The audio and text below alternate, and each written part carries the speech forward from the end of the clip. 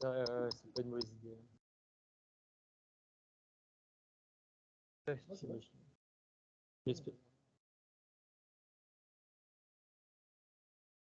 Si vous pouvez retourner à vos places, pour ceux qui sont en présentiel. Donc nous allons enchaîner avec la présentation de Hélène Gillet et Alexandre Goudard sur... je te laisse prendre la suite. Dans un premier temps, c'est Alexandre qui va, donc, de la société Eurovia, qui va vous présenter un petit peu l'origine de l'étude et les besoins qui ont été exprimés par Eurovia. Et ensuite, moi, je vous présenterai plutôt la partie technique qui finalement reprend le travail qui a été fait par Baudouin, donc avec la plateforme de déclaration des TRT. Oui, exactement. Donc, voilà. Oui, donc bonjour à tous, merci de m'accueillir aujourd'hui d'abord. Donc Alexandre Godard, chef de projet chez Vinci Construction Division Route et œuvrant pour le déploiement du procédé Power Road en France.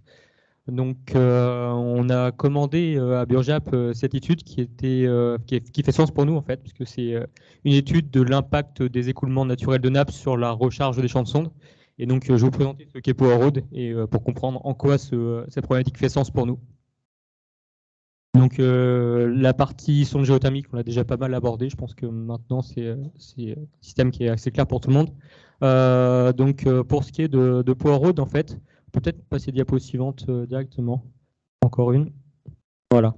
En fait, l'idée de Power Road, donc c'est une solution technique qui a été imaginée par Eurovia, c'est d'implanter en fait un simili plancher chauffant dans la structure de chaussée, dans la couche de liaison, et ainsi venir capter les calories emmagasinées au cours de l'été pour les restituer au champ de sonde et donc venant ainsi le surcharger pour faire en sorte qu'au cours de l'hiver, il ait encore plus d'énergie à récupérer. Donc on a un deuxième mode de fonctionnement qui est proposé, celui de l'usage immédiat. Donc on a des piscines qui sont alimentées directement par leur parking sans passer par un champ de sonde. Mais aujourd'hui, l'usage qu'on fait le plus régulièrement de Power Road, c'est vraiment la recharge du champ de sonde au cours de l'été pour venir le surcharger et faire en sorte qu'il y ait encore plus d'énergie à délivrer. Donc ça passe après, évidemment, par une pompe à chaleur classique. Et en fait, le dispositif de sonde géothermique est classique. Juste, on vient le recharger au cours de l'été. Donc les usages de Power Road, c'est celui-ci, c'est la recharge du champ de sonde. On peut cliquer, ça va. Non, ouais, voilà. Donc également, on peut faire la solution inverse. Donc c'était à l'origine, en fait, la genèse de notre procédé, c'était ça. C'était dans le Doubs, une de nos agences qui avait cherché à déneiger son parking naturellement en accédant au réseau de chaleur. Donc plutôt que de récupérer l'énergie emmagasinée dans la couche de liaison, on peut au contraire injecter de l'eau chaude et donc à ce moment-là déneiger la chaussée. Donc on a plusieurs sites qui fonctionnent en tandem, donc qui déneigent l'hiver et qui rechargent les sondes géothermiques au cours de l'été. Et accessoirement, c'est une externalité positive de ce procédé, c'est la lutte contre l'effet d'îlot de chaleur urbain, parce qu'on vient au cours de l'été, donc vu qu'on prend l'énergie à la route, on vient refroidir l'enrobé et donc limiter les effets d'îlot de chaleur en ville. Donc là, je vous ai mis 3 photos assez parlantes de ce qu'est Power Road. Donc la première, en haut à gauche, on voit c'était sur l'un de nos premiers chantiers. On voit la réalisation de la couche de roulement au-dessus de la couche de liaison dans laquelle sont rainurées les réservations pour les tubes. Donc on voit en fait ça s'apparente vraiment à un plancher chauffant classique. D'ailleurs les tubes qu'on utilise, c'est des tubes qui nous sont approvisionnés par un fournisseur de plancher chauffant. Donc on vient raccorder nos tubes en collecteur en bord de voie comme on le fait sur la géothermie classique et on vient les connecter au champ de sonde directement. Là on voit à droite c'est un site en Normandie qui est en exploitation depuis maintenant 3-4 ans. Sur lequel on chauffe 80 logements sociaux grâce à la géothermie et qu'on vient du coup réchauffer grâce au parking des logements sociaux au cours de l'été. Et en bas, la dernière problématique, voilà, c'était le déneigement pour en reparler succinctement. Donc la plus-value de Power Road, on la voit sur ce graphique. On peut passer, ça fait apparaître des petits logos. Où on voit en fait notre créneau, c'est vraiment les champs de sonde en fait, où il y a peu de besoin de climatisation, c'est-à-dire les champs de sonde qui ne sont pas rechargés au cours de l'été naturellement par climatisation. Donc on voit les cycles de décharge à partir du mois d'octobre. Donc on commence à puiser de l'énergie dans le champ de sonde et les cycles de recharge par Power Road qui sont vraiment assez notables ici au cours de l'été. Et on voit qu'on arrive à trouver cet équilibre qui est tant recherché par les bureaux d'études en géothermie, qui est celui de la stabilité du champ de sonde au cours de son exploitation. Donc, la problématique pour nous qui cherchons donc à stocker l'énergie du soleil dans le sol,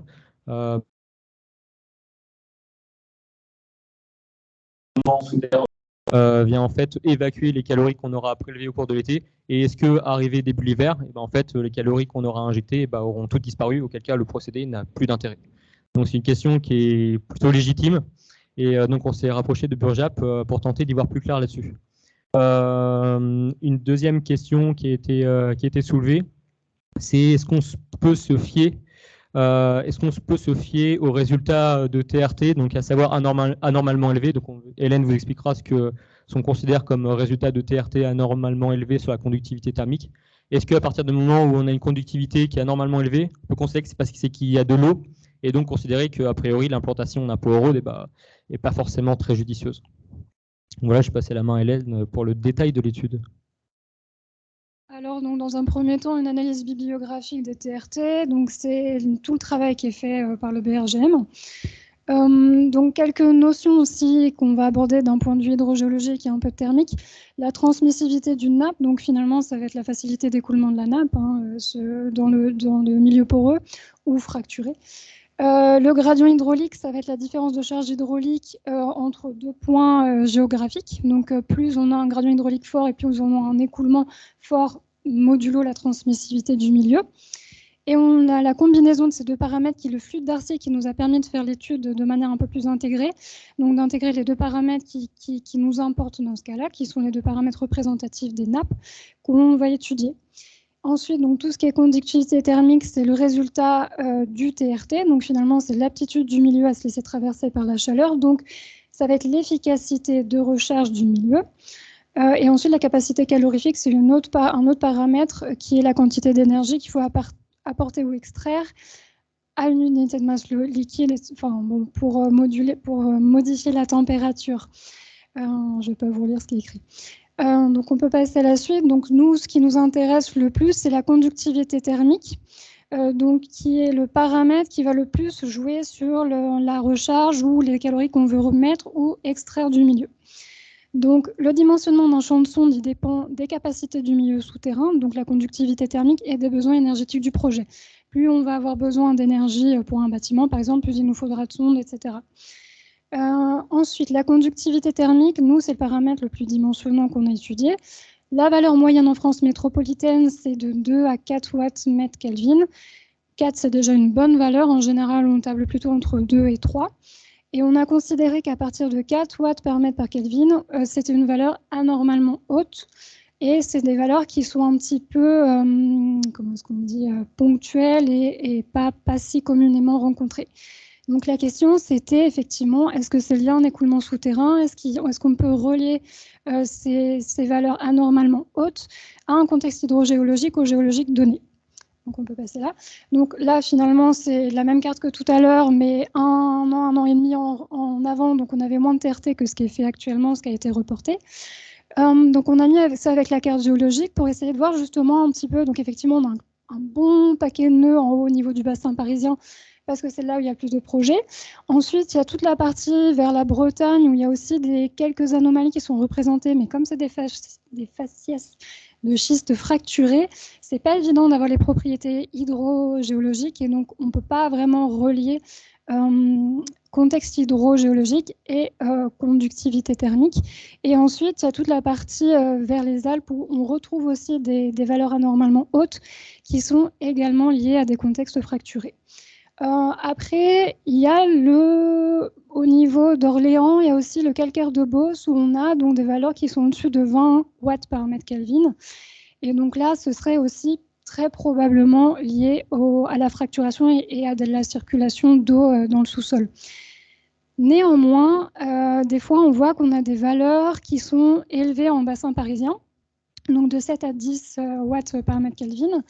Et juste à côté, on a des valeurs classiques de 2, 3, qui sont finalement des valeurs un peu standards. Donc, il faut peut-être prendre avec des pincettes des fois les résultats de TRT et ne pas se fier si on a une valeur anormalement haute ponctuellement à cette valeur et se dire pépite d'or, et on parle là-dessus pour le dimensionnement du champ de sonde.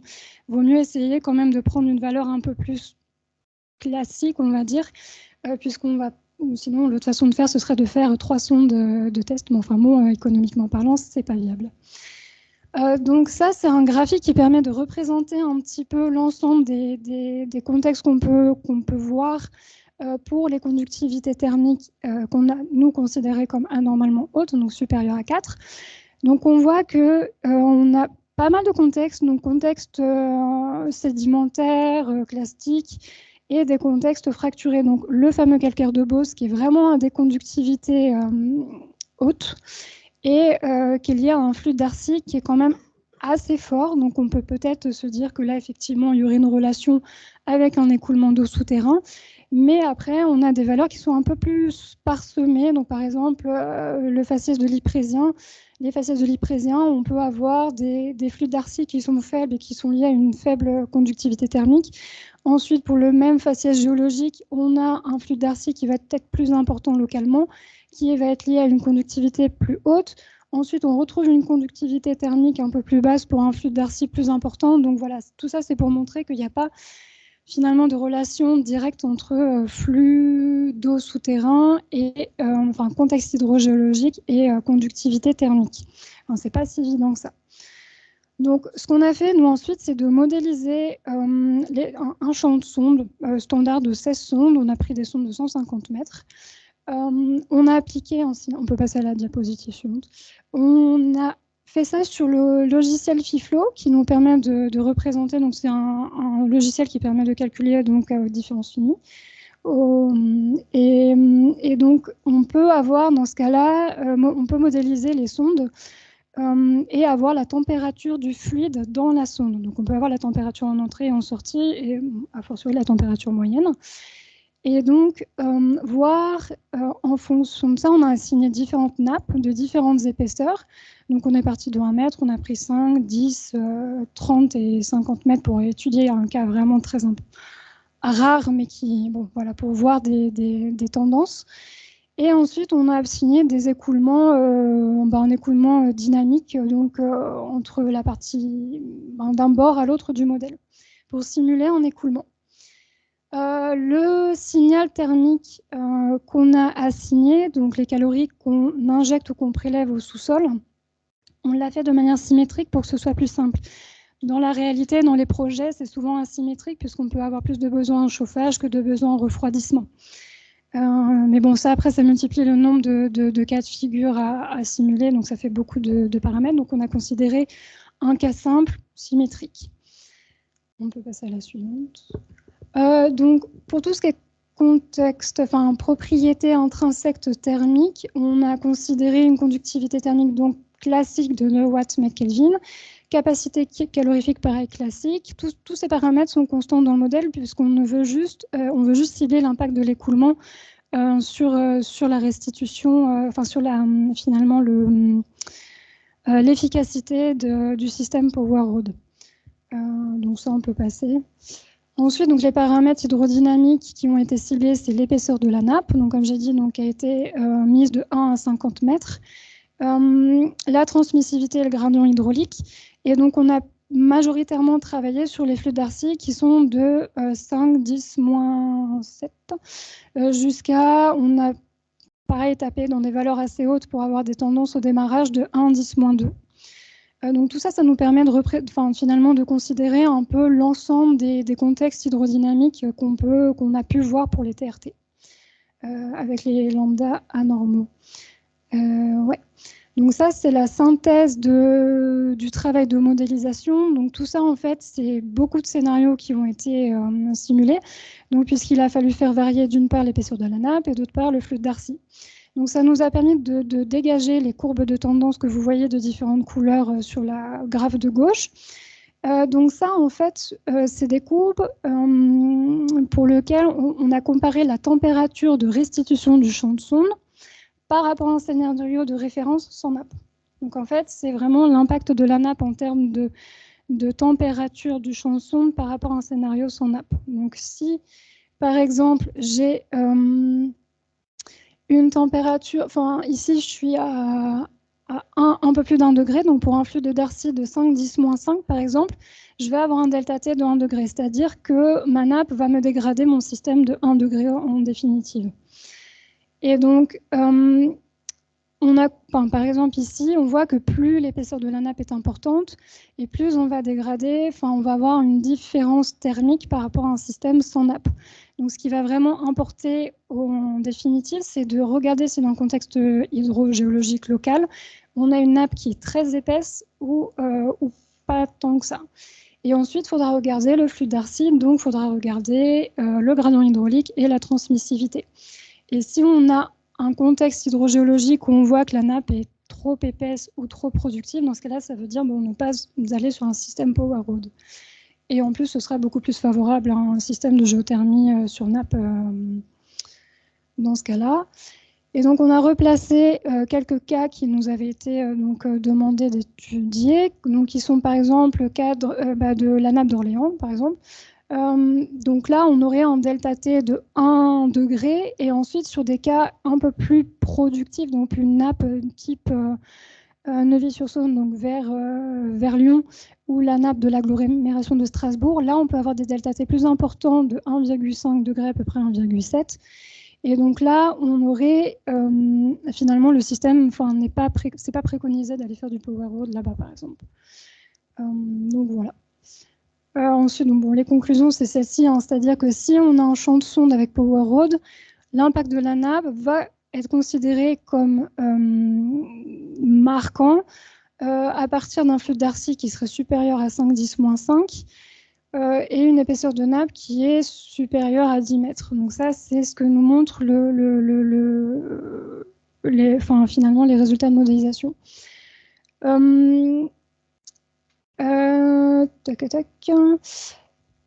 Alors oui, par contre, donc, là où c'est un peu ambivalent, c'est que finalement, là, on est en train de parler donc de Power Road. Donc, si on a une nappe productive, on dégrade Power Road, mais par contre, on va finalement favoriser un système de sonde classique, puisqu'on va lessiver les calories. Donc, voilà, là, c'est vraiment dans le cadre de Power Road.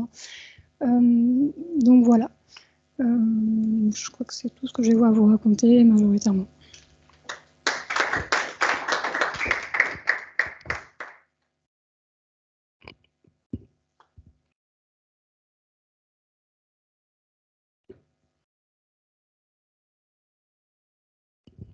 Merci. Est-ce que vous avez des questions dans la salle?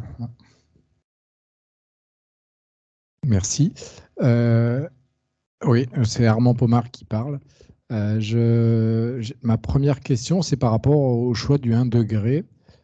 Faut peut-être le mettre en rapport par rapport à ce qu'est censé apporter Power Road au champ de sonde. Est-ce qu'on peut avoir une grandeur? Parce qu'1 degré, ça paraît assez faible. Donc, est-ce que c'est parce que Power Road apporte seulement quelques degrés ou on pourrait s'attendre à des dizaines de degrés? Est-ce qu'on peut avoir des idées un peu?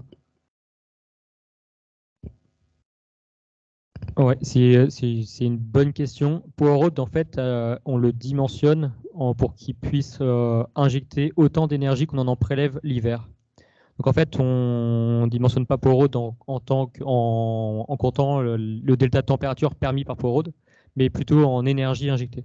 Par contre, ce qui est peu intéressant à regarder sur ce delta T, c'est de le mettre en perspective par rapport au delta T naturel du sol si jamais il n'y avait pas Power Road, c'est-à-dire la décroissance de la courbe au cours des ans. Et il se trouve que ce 1 degré, il reste en fait assez négligeable. Tu me diras, Hélène, si j'ai des bêtises. Mais il reste vraiment relativement négligeable si on regarde sur une échelle de toute la durée d'exploitation du champ de sonde. J'ai oublié de dire, c'est que là, les résultats qu'on présente, c'est au bout de 15 ans de fonctionnement de l'installation. Donc, il y a une dégradation au cours du temps, il y a une dérive thermique, et ça, c'est la dérive thermique au bout de 15 ans, par exemple. Ce n'est pas dès la première année d'exploitation. Donc, le 1 degré, ce que vous dire, c'est 15 ans après, s'il n'y avait pas entre le cas s'il n'y avait pas de nappe et le cas où il y a une nappe, on perd 1 degré de température sur le 15e hiver. Oui.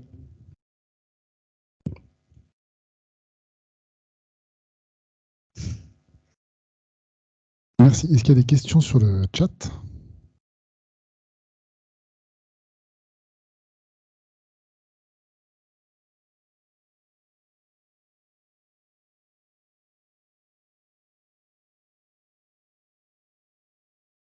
Sur le chat. bien, bah, écoutez, merci. On va pouvoir passer à la présentation suivante. Merci beaucoup.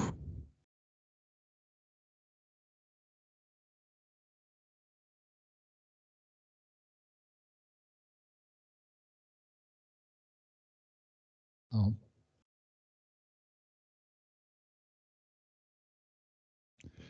Monsieur Marceau, ça va être à vous. Normalement, vous êtes connecté sur le Teams. Ouais, je suis là. Est-ce que vous m'entendez? Très bien. Bon, c'est parfait.